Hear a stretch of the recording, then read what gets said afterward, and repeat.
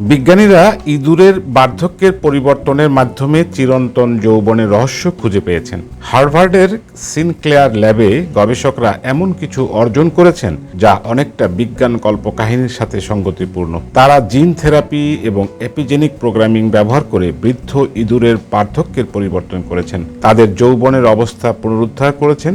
ত্বক, চোখ, পেশি, এমনকি মস্তিষ্কের টিস্যুও আবার একটি তরুণ প্রাণীর মতো কাজ করতে শুরু করেছে। এই প্রক্রিয়ায় এপিজেনিক ক্লকের পুনঃপ্রোগ্রামিং জড়িত।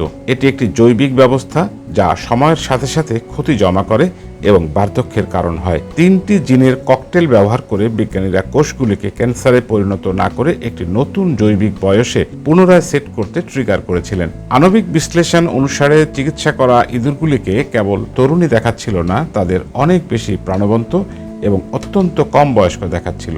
তাদের টিস্যু পুনরুদ্ধার করা হয়েছিল, তাদের বিপাক উন্নত হয়েছিল এবং বয়স সম্পর্কিত রোগের ঝুঁকি নাটকীয়ভাবে হ্রাস পেয়েছিল।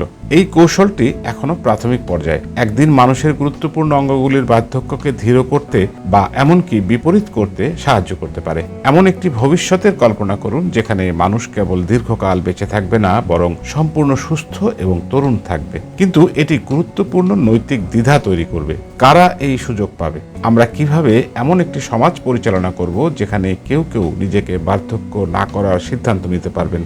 এবং মৃত্যু যদি ঐচ্ছিক হয়ে যায় তবে জীবনের জন্য এর অর্থ কী হবে?